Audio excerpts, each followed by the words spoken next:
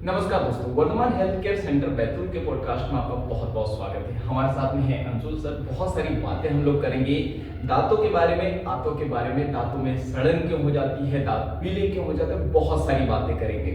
तो कैसे हो सर आप? बस बढ़िया है। आप बताएं कैसे हैं?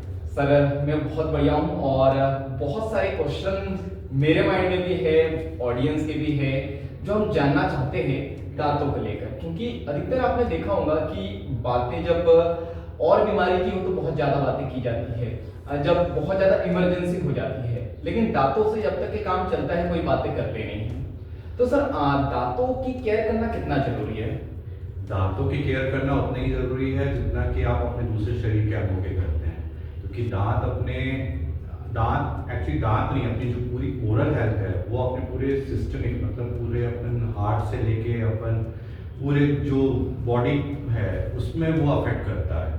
तो इसीलिए दांतों के लिए हमको पब्लिक को भी और खुद को भी, अपने आप को भी जागरूक होने की बहुत आवश्यकता है। बिल्कुल सर, क्योंकि जैसा मैंने सुना था कि अगर आप अपने दांतों का ध्यान नहीं रखोगे तो आंतों को कष्ट होता है। बिल्कुल।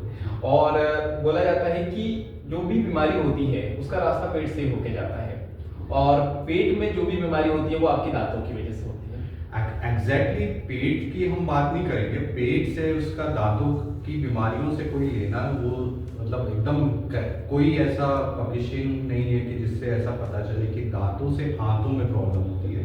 बट डेफिनेटली ऐसी पब्लिशिंग हुई है और ऐसे केसेस आए हैं जिससे ये पता चलता है कि दांतों की जो प्रॉब्लम है और जो मसूड़ों की प्रॉब्लम है उससे हमारे हार्ट में और जो स्ट्रोक होता है उसमें बिल्कुल एविडेंसेस हैं कि आपको अफेक्ट होता है। अच्छा, ये तो सर आप एविडेंस के साथ बता रहे हो। जैसे ये जो मैंने कहा कि दांतों की वजह से आंतों को नुकसान होता है, ये हम लोगों ने बड़े लोगों से सुना है, जो बड़े बुजुर्गों से है।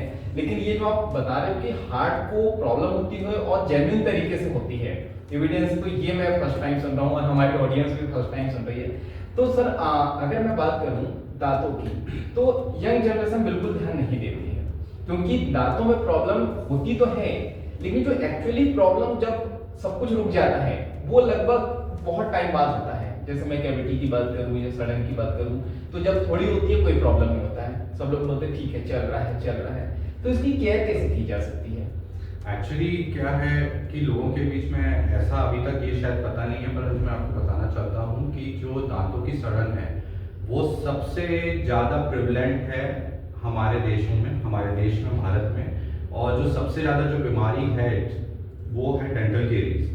मतलब जितने सारे लोगों को जो सबसे ज़्यादा बीमार जो लोग हुए हैं वो डेंटल केरीज से हुए हैं। लगभग हर दूसरे पेशेंट में, हर दूसरे व्यक्ति में डेंटल केरीज आपको मिलेगी। बिल्कुल सर। तो उनका ध्यान रखना तो आपको ज़रूरी है। अगर आपको कभी लगता ही है कि बेसिकली क्या है कि प्रॉपर ब्रशिंग बहुत ज़रूरी है। प्रॉपर ब्रशिंग, आप बोलते हैं कि आप 2 बार ब्रश करते हैं परंतु फिर भी हमारे दांत मुंह में केरीज होती है। एक्चुअली डेफिनेटली फ्रीक्वेंसी बहुत ज़रूरी है, 2 बार ब्रश बिल्कुल करना चाहिए, परंतु उससे ज़्यादा ज़रूरी है कि आप बहुत अच्छे से प्रॉपर तरीके से आप ब्रशिंग करें। तो कुछ ब्रशिंग के साथ साथ आपको एक्चुअली क्या है कि अपने जो फ्लॉसिंग रहती है, फ्लॉस रहता है, उसको भी आपको यूज़ करना रहेगा। साथ साथ आपको अपने टंग का भी ख्याल रखना है, क्योंकि टंग जो है वो एक बहुत बड़ा, उसमें अगर डिपॉजिशंस होते हैं तो मुंह से बदबू आना और बहुत सारी जो चीज़ें रहती है वो, और पेट में भी अगर कुछ प्रॉब्लम है तो वो टंग में आपको पता चलता है। आजकल कुछ ऐसे एडवर्टाइजमेंट्स भी आते हैं, बट अभी तक एग्जैक्टली उसका पता नहीं है कि कितना वो है कि पेट और टंग के बीच में कुछ रिलेशन है। तो ऐसा कुछ अभी तक है नहीं, बट हाँ डेफिनेटली ये तो ज़रूर है कि अगर आपका पेट खराब है तो आपके टंग में और आपके मुंह से भी बदबू आती है। ये तो होता है। सर जैसा आप कह रहे हो कि 2 बार ब्रश करना बहुत जरूरी है, और प्रॉब्लम यही होती है कि कुछ तो वन टाइम, मतलब मुझे जहाँ तक मैं जानता हूँ कि लगभग 70-60% लोग ऐसे होते हैं कि वन टाइम ही करते हैं, और बहुत सारे ऐसे लोग हैं जो वन टाइम भी नहीं करते हैं, जो गुटखा पाउच खाते हैं वो लोग। तो अगर मैं आपसे ये कहूँ कि जैसे आप कह रहे हो कि ब्रश करने से टीथ अच्छे रहते हैं, अगर कोई और ज़्यादा करने लगे, जैसे अगर मान लो दिन में 5-7 बार करने लगे, तो क्या उससे नुकसान होगा या फायदा होगा? फायदा तो नहीं होगा, फायदे का तो नहीं, पर हाँ डेफिनेटली नुकसान होने के ज़्यादा चांसेस अच्छा, हैं। मतलब ज़्यादा बार भी नहीं कर ज़्यादा बार भी नहीं करना चाहिए। बेसिकली आप 2 बार ब्रश करिए। खाने के बाद में अपने मुंह को साफ करना ज़्यादा ज़रूरी है। आप आप जब सुबह उठते हैं तब साफ़ करना ज़रूरी है, जब खाना खाते हैं उसके बाद में साफ़ करना ज़रूरी है, और सोने के पहले एक बार ब्रश करना ज़रूरी है। हम ऐसा बोलते हैं, ऐसा है। तो सर जैसे बहुत सारे घरेलू नुस्खे मैंने सुने हैं कि उनको यूज करने से जो है ठीक हो जाते हैं दांत या बहुत अच्छी क्लीनिंग हो जाती है, तो इस पे क्या मतलब आप कहना चाहोगे कि क्या ये सही है या गलत है या क्या? बेसिकली हमारा साइंस तो नहीं बोलता है कि घरेलू नुस्खे अगर आप कुछ यूज़ करते हैं तो उससे हमको कुछ फ़ायदा होता है। बेसिकली प्रॉपर आपको ब्रशिंग ही एक है, और अगर आपको ब्रशिंग से भी अगर आपको लग रहा है कि आपका प्रॉपर ठीक नहीं हो पा रहा है, तो आपको डेफिनेटली आपको डेंटिस्ट से विजिट करना ही चाहिए।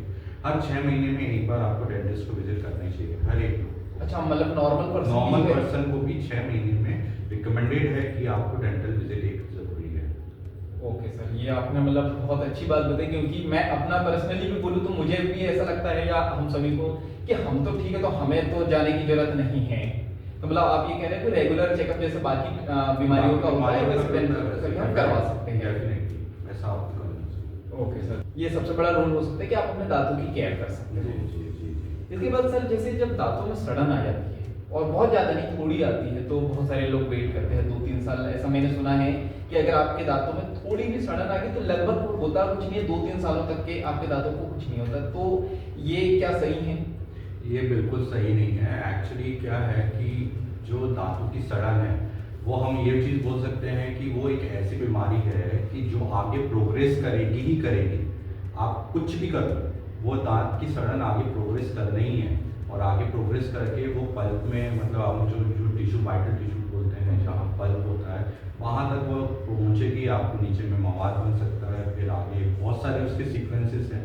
और जैसे हम ये बोलते हैं कि वो इवन बोन को भी अफेक्ट कर सकता है। तो ये डेंटल केरीज एक ऐसी बीमारी है जो हमेशा प्रोग्रेस करेगी ही करेगी, वो कभी रोक नहीं सकती, उसको हमको हटाना ही पड़ेगा।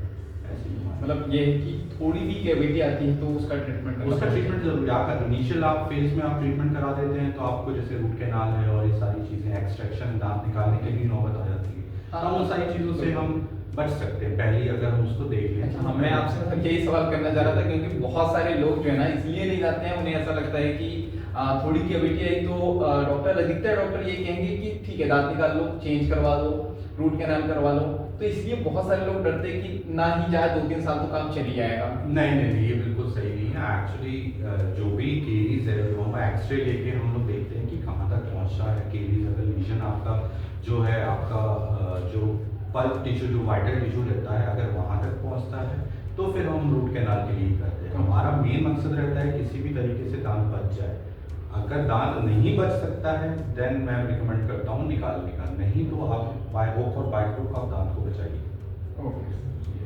और सर जैसे बहुत सारे लोगों को दांतों में खून आने लगता है या मसूड़ों में खून आने लगता है, तो उसका क्या रीजन होता है? बेसिकली उसको हम जिंजिवाइटिस बोलते हैं, जो गम का इन्फ्लेमेशन रहता है। तो गम इन्फ्लेमेशन बेसिकली कारण, मेन वही कारण है कि फूड का डिपोजिशन, प्लेक का डिपोजिशन, धीरे से वो हमारा कैलकुलस में डेवलप होता है। और फिर जब हम ब्रश करते हैं तो गम में जैसे कि इन्फ्लेमेशन है, अगर हम कुछ भी चीज़ को हम वहाँ पर टच भी करेंगे तो वहाँ से ब्लीडिंग होने लगती है। बेसिकली वही है, एक साइकिल है। अगर आप क्लीनिंग ठीक से नहीं करोगे तो आपको गम ब्लीडिंग होगी, और आपको गम ब्लीडिंग इसलिए हो रही है क्योंकि आपने क्लीनिंग ठीक से नहीं किया। बिल्कुल। तो एक पूरा वो साइकिल है। तो आपको बेसिकली धीरे धीरे, अगर आपको ब्लीडिंग की प्रॉब्लम हो रही है, बहुत ज़्यादा ब्लीडिंग हो रही है, तो आप डेंटल कंसल्टेशन जरूर करिए। मतलब एक फाइनली ट्रीटमेंट वही है, बिल्कुल। मतलब घरेलू ट्रीटमेंट से कुछ घरेलू ट्रीटमेंट से नहीं होगा आपको। आप अगर नॉर्मल ब्रशिंग करने से भी अगर आपका नहीं जा रहा है, आप देख लीजिए, 1-2 दिन देख लीजिए, हफ्ता भर देख लीजिए। आप अगर आपको ब्लीडिंग कंटिन्यू हो रही है तो आपको एक विजिट जरूरी है। बिल्कुल। और सर जैसे मैंने सुना है कि जैसे जो दांत हैं वो अधिकतर पीले पड़ जाते हैं, तो एक तो ये होता है कि गुटखा खा रहे हो या कुछ लोग का लाइफ स्टाइल अच्छा नहीं है तो उस वजह से हो जाता है। लेकिन मैंने कई ऐसे लोगों से भी मैं मिला हूँ जो गुटखा भी नहीं खाते हैं, अच्छी लाइफ स्टाइल भी है, लेकिन दांत पीले पड़ जाते हैं, तो इसका क्या रीजन होता है? वही सेम रीजन है, जो ब्रशिंग टेक्निक है, ब्रशिंग आप प्रॉपर नहीं कर रहे हैं तो आपके दांत पीले पड़ते हैं। तो अगर आपके दांत दो तरीके से होता है, एक होता है कि अगर दांत की ऊपरी लेयर अगर पीली हुई है तो हम उसको साफ कर सकते हैं। जैसे कुछ स्टेन्स हैं, टोबैको स्टेन्स नहीं होते हैं, हमारे कॉफ़ी के भी स्टेन्स होते हैं, दूसरे भी स्टेन्स होते हैं, तो उसको हम क्लीन अप कर सकते हैं, क्लीन कर सकते हैं मशीन के द्वारा, हम उसको क्लीन कर सकते हैं। और कई स्टेन्स इंट्रिंसिक होते हैं, मतलब कि दांत की नेचुरली तौर पे येलो ही रहते हैं, हाँ। उसको हम क्लीन नहीं कर सकते, परंतु अगर हम उसको भी स्माइल डिजाइनिंग या हम ये बोलते हैं कि उसको भी वाइट करना है, तो वो भी एक ऑप्शन हमारे पास में रहता है कि हम उसको भी वाइट कर सकते हैं। तो ये मतलब वन टाइम ट्रीटमेंट रहता है या इसके लिए मतलब पर मंथ ट्रीटमेंट करना जरूरी है या पर वीक? तो ये जैसे ये वाइट टीथ जो करने के लिए पर मंथ की ज़रूरत नहीं है, एक हम उसको एक ब्लीचिंग प्रोसेस बोलते हैं। तो आप उसके 2-3 किट्स रहते हैं, एक सेल्फ ब्लीचिंग भी रहता है और आप एक डेंटल विजिट करके आप डेंटिस्ट के पास में जाके वहाँ पर भी ब्लीचिंग करा सकते हैं। तो सिंगल विजिट में भी आजकल हो जाता है, और अगर बहुत ज़्यादा पीले हैं तो 2 विजिट लगती है, कभी 3 विजिट लगती है, तो बेसिकली सिंगल विजिट में भी हो जाता है। अच्छा, मतलब 1 या 2 टाइम पे ये हो जाता है। डिपेंड करता है कि कितने आपके।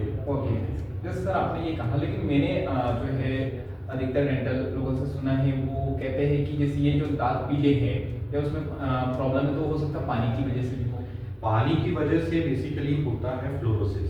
तो फ्लोरोसिस से क्या होता है, अगर पानी में अगर फ्लोराइड की मात्रा ज़्यादा है तो उससे हमारे दांतों में एक स्टेन्स तो नहीं बोल सकते, मतलब एक फ्लोरोसिस एक बीमारी होती है, वो हो जाती है। उसमें क्या होता है, जो इनेमल जो आउटर लेयर है वो थिन हो जाती है, और वहाँ पे एक स्टेन्स बन जाते हैं, जो एक वाइट कलर की आपको हल्का सा एक और येलोइश कलर का एक लाइन दिखाई देगी। तो वो एक अलग बीमारी है, वो पानी के कारण होती है, पर अगर पानी में फ्लोराइड की मात्रा ज़्यादा है तो वो बीमारी होती है। तो इसके लिए ट्रीटमेंट पानी का सोर्स चेंज होना आपको बहुत ज़रूरी है, नहीं तो वो बीमारी आपके धीरे से दांतों को वीकन कर देती है, और फिर ऐसी नौबत आ जाती है कि दांत को फिर निकालना पड़ता है। आप एकदम से नौबत नहीं आती, बट हाँ वो धीरे धीरे प्रोग्रेस उसी उसमें जाता है ऐसा। और सर ये मैंने सुना, जैसे अगर एक टीथ में प्रॉब्लम है, एक दांत में अगर प्रॉब्लम है, तो क्या ये बाकी दांतों को भी अफेक्ट करता है? बाकी दांतों में हम ऐसे नहीं बोल सकते अफेक्ट करता है, परंतु हाँ जैसे एक दांत खराब है, उसके बाजू वाला दांत में वो जरूर इफेक्ट कर सकता है, अगर उन दोनों दांतों के बीच में खाना फंस रहा है तो। और सर जैसे कई बार ऐसा होता है कि किसी को दांतों की प्रॉब्लम है और सडनली नाइट में बहुत दर्द स्टार्ट हो जाता है या सूजन भी आ जाती है, तो अगर नाइट में तो डॉक्टर के पास नहीं जाया जा सकता है, तो मतलब तुरंत में क्या किया जा सकता है, क्योंकि दर्द बहुत होता है वो। बेसिकली दर्द के लिए तो पेन किलर्स ही काम आती है, प्लस उसके बाद में अगर आप डॉक्टर के पास में उस समय नहीं जा पा रहे हैं तो आप बर्फ से सिकाई करिए।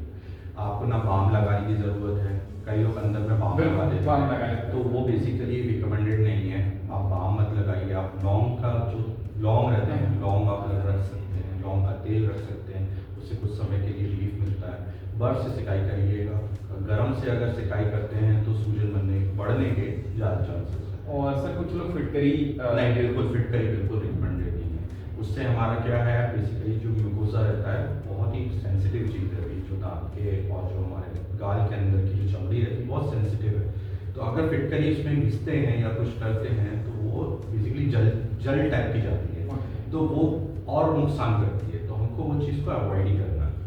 और सर जैसे अब ट्रीटमेंट जो है ये तो सारी कर लिए, लेकिन अगर मैं बात करूँ किसी बुजुर्गों की, अब उनके दांत हो गए खराब, एज भी हो गई है, अब इस एज में अगर दांतों की प्रॉब्लम आ रही है तो इस केस में कैसे केयर की जा सकती है?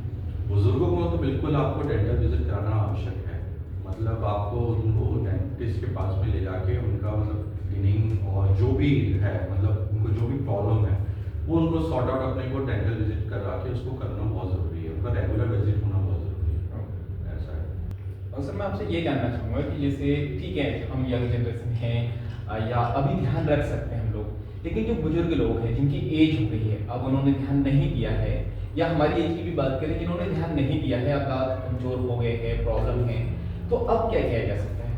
सबसे पहले तो आपको डॉक्टर को विजिट करना पड़ेगा, डॉक्टर को विजिट करके आपको उनको दिखाना पड़ेगा, दैन वो अपना डिसाइड कर पाएंगे कि क्या प्रॉब्लम है, गम रिलेटेड प्रॉब्लम है या दांतों से रिलेटेड प्रॉब्लम है या कुछ और प्रॉब्लम है। कई बार एजिंग के साथ साथ दांत कमज़ोर भी हो जाते हैं, फिर वो एक नेचुरल प्रोसेस है, कई बार हम उन लोगों को सेव नहीं कर सकते क्योंकि वो एज है, एज रिलेटेड चीज़ है, क्योंकि बोन अपने आप बोन की डेंसिटी कम हो जाती है, बोन एकदम मतलब उसकी हाइट कम हो जाती है, तो दांत अपने आप वीक होकर नीचे गिर जाते हैं, वो एक नेचुरल प्रोसेस है। पर उनको रिहैबिलिटेट करने की मतलब फिर से उनके हम हम कुछ रिहैबिलिटेट करते हैं, उनको नकली दांत लगा लें, वो भी कई प्रकार के आते हैं, तो और जिससे कि उनका फंक्शन और उनकी जो स्माइल है वो फिर से वापस आ जाए, तो उस चीज़ के लिए हमको काम करना ज़रूरी है। तो सर जैसे ये मैं फर्स्ट टाइम सुन रहा हूँ कि जैसे हमारे मम्मी पापा है या दादा है दादी है, इनको अगर नकली दांत लगाए तो क्या वो काम ऐसे ही करते हैं जैसे ओरिजिनल करते हैं? ओरिजिनल रहता है, नहीं, हाँ, ये है सर। परंतु ये है कि काफ़ी हद तक आजकल इतनी एडवांस टेक्निक्स आ गई हैं कि जो हम नकली दांत भी लगाते हैं वो आपके एक नेचुरल टूथ के जैसे ही काम करते हैं, दिखते भी वैसे ही हैं, काम भी वैसे ही करते हैं। अच्छा, तो उसमें जैसे खाना खाने में या कोई उसमें दिक्कत नहीं होगी। कोई प्रॉब्लम नहीं। ये तो बहुत अच्छी बात बताई सर आपने, क्योंकि बहुत सारे ऐसे लोग हैं जहाँ पे बहुत प्रॉब्लम आती है, हमारे बड़े बुजुर्ग है वगैरह के अब दांत नहीं है तो बहुत सारी प्रॉब्लम होती है। तो सर क्या इसका कोई एज क्राइटेरिया है कि इस एज तक के ही ये दांत लगाए जा सकते हैं? नहीं, कोई एज क्राइटेरिया नहीं है, ऐसा कोई क्राइटेरिया नहीं है कि इसी एज तक लगाया जा सकता है, किसी भी एज के किसी भी व्यक्ति को लगाया जा सकता है। बस हमको बोन की हाइट और बोन की डेंसिटी, मतलब जो जबड़े में जो हड्डी रहती है उसकी हाइट और उसकी डेंसिटी को हमको देखना पड़ता है। अदरवाइज ऑप्शन बहुत सारे हैं, हम कुछ भी चीज़ करके पेशेंट को हम उसको दे सकते हैं। और सर अभी जो है सबसे ज़्यादा जो प्रॉब्लम आ रही है, दांत की जो साइजिंग है वो आड़े टेढ़े हो जाते हैं बहुत सारे बच्चों को, या बहुत सारे लोगों को जो ना बहुत सारी प्रॉब्लम्स होती है, तो इससे कैसे डील किया जा सकता है? बेसिकली आड़े टेढ़े दांतों का जो है उसका ट्रीटमेंट है ऑर्थोडोंटिक ट्रीटमेंट है। उसमें क्या होता है कि दांतों में ब्रेसेस लगा के उनको ठीक किया जाता है। आड़े टेढ़े दांतों से बहुत सारे प्रॉब्लम्स होते हैं बेसिकली। उससे क्या होता है कि फूड का डिपोजिशन आपका होने लगता है, तो जिसके कारण कि वही जो प्रॉब्लम्स अपन ने पहले डिस्कस किया है, दांत वीक होने लगते हैं, दांतों में स्टेन्स आ जाते हैं, खाना प्रॉपर रीति से चब नहीं पाता है, जो हमारा ऑक्लूजन रहता है, जो दांत से मिलते हैं ऊपर का टुकड़ा नीचे से का टुकड़ा, जो अगर ठीक से नहीं मिल पाता है तो हमारे यहाँ पे जो जॉइंट रहता है जिसको हम TMJ बोलते हैं, टेंटोमैंडिबुलर जॉइंट बोलते हैं, वहाँ पर भी दिक्कतें आ सकती है। तो इसीलिए इन चीज़ों को भी हमको पहले से ध्यान देना आवश्यक है। अगर बच्चे का जब मिक्स डेंटिशन है, मतलब मिक्स डेंटिशन जब उसके दूध के दांत भी आ रहे हैं और उसी समय उनके परमानेंट दांत भी आ रहे हैं, तब उस समय में बहुत ज़्यादा ज़रूरी है कि एक बार डॉक्टर को एक बार ज़रूर विजिट करवा लें, क्योंकि क्या होता है कि कभी कभी दूध के दांत गिरते नहीं हैं और पक्के दांत आ जाते हैं। हाँ। तो दांत आड़े टेढ़े आते हैं।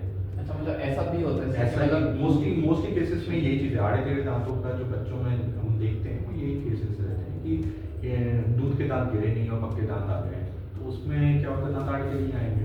इसलिए उनको एक प्रोसीजर रहता है, उसको सीरियल एक्सट्रैक्शन करते हैं। उसमें क्या होता है कि अगर दांत नहीं गिर रहे हैं एक एज पे, एक पर्टिकुलर एज पे उस दांत को गिर जाना चाहिए और उस पर्टिकुलर एज पे उस दांत को आ जाना चाहिए पक्के दांत को। तो अगर वो नहीं आ पा रहा है तो डॉक्टर के पास में विजिट करके आप उनको दिखाइए और फिर डॉक्टर आपको उस हिसाब से आगे का ट्रीटमेंट बताएगा कि अपने को क्या करना है, कौन से दांत को निकालना है और किस दांत को अपने को किस हिसाब से निकालना है। वो पूरा टाइम ही पूरा शेड्यूल रहता है, वो आपको बताएगा। सर ये आप बता सकते हो हमारी ऑडियंस को, क्योंकि ये मुझे भी नहीं पता, बस ये बताइए कि दूध के दांत आते हैं पर कब तक क्या है, मतलब क्या इसका कोई एज वगैरह है कि इस एज तक के दूध के दांत गिर ही जाएंगे? बेसिकली दूध के दांत, पक्के दांत आने का ऐसा है कि सारे दांतों का मतलब जब चालू करते हैं तो हम आगे के दांत की एक अलग एज है आने की, पीछे के दांतों की एक अलग एज है आने की, साइड के दांतों की एक अलग एज आने की। तो जो सारे दांत हैं उनका एक पर्टिकुलर एक फॉर्मेट बना हुआ है कुदरती तौर पे कि वो दांत उसी टाइम पे उगेगा। अगर उससे आगे पीछे होता है या दूध के दांत नहीं गिर पाते हैं तो ये सारी प्रॉब्लम्स आती हैं। ओके। और सर जैसे आपने कहा कि ब्रेसल्स जो है लगा के आड़े टेढ़े जो दांत है उसको ठीक किया जा सकता है, लेकिन मैं बहुत सारे बच्चों को बोलता भी हूँ, कुछ मेरे परिचित हैं उनको कहता हूँ, तो उनका कहना रहता है सर कि ये जो ब्रेसल्स हैं लगभग 1-1.5 साल लगे रहते हैं और वो तार रहते हैं, तो वो उससे बड़ा प्रॉब्लम क्रिएट होता है, क्योंकि जब स्कूल जाते हैं बच्चे तो वो कहीं ना कहीं ये कॉन्फिडेंस लेवल डाउन होता है उससे। बेसिकली ये सारी चीज़ें वही है, हमारे पॉपुलेशन में वो जागरूकता नहीं है, क्योंकि फॉरेन कंट्रीज़ में यहाँ पे तो हर तीसरे बच्चे को आप देखोगे कि उनके हाथों में ब्रेसेस लगे हुए हैं। हमारे यहाँ पे वो सारी चीज़ें नहीं हैं, परंतु हाँ धीरे धीरे चीज़ें वो डेवलप करनी पड़ेगी। आजकल ब्रेसेस का भी अल्टरनेटिव है, उसको हम आईलाइनर्स बोलते हैं, इनविजिबल रहते हैं वो, उसमें क्या ब्रेसेस नहीं रहते हैं, वो बेसिकली प्लास्टिक की जैसे एक मटेरियल, सिलिकॉन का एक मटेरियल रहता है, वो दांतों में ट्रांसपेरेंट टाइप का रहता है। अगर हम उसको फिक्स करते हैं एक पर्टिकुलर शेड्यूल में, एक पर्टिकुलर सेट आता है, उसको हम लगाते हैं और दांत उससे ठीक हो जाते हैं, तो दिखता भी नहीं है। बट वो हमारे कंट्री में आज की तारीख में बहुत कॉस्टली है, कई लोग अफोर्ड कर पाते हैं, कई लोग अफोर्ड नहीं कर पाते हैं। इसीलिए पेशेंट के पास में दोनों ऑप्शन है कि आप ब्रेसेस लगा लीजिए या तो आप इनविजिबल अलाइनर्स लगा। सर जैसे ब्रेसलेट्स की बात करें, अगर कोई लगाना चाहे तो ठीक है, बाकी लोग तो लगा लेते हैं, लेकिन मैं बात करूं अभी जहां हम पॉडकास्ट कर रहे हैं जिस शहर में, यहाँ पे अधिकतर लोग विदेश से आते हैं। तो प्रॉब्लम ये होती है कि डॉक्टर के पास जाने से पहले ही अपने माइंड में एक धारणा बना लेते हैं कि नहीं बहुत महंगा होगा, क्योंकि जब 1-1.5 साल लगा कर रखना है तो इसकी कॉस्ट भी बहुत ज़्यादा होगी। और होता यह है कि जो ब्रेसलेट्स हैं होते हैं ये हर कोई नहीं लगाता, बहुत कम लोग लगाते हैं। तो ऐसा एक मानना हो जाता है कि नहीं जो अमीर लोग होते होंगे वही लगाते हैं, ये हम तो नहीं लगा सकते। तो दोस्तों आज के लिए इतना ही, बाकी हम लोग मिलेंगे अगले पॉडकास्ट में इसी तरह वैल्यूएबल जानकारी के साथ में। अगर आपके मन में भी कोई सवाल है दांतों से रिलेटेड तो आप नीचे कमेंट्स करके बता सकते हो, उन सवालों के जवाब आपको अगले पॉडकास्ट में मिल जाएंगे। जब तक के लिए थैंक यू सो मच।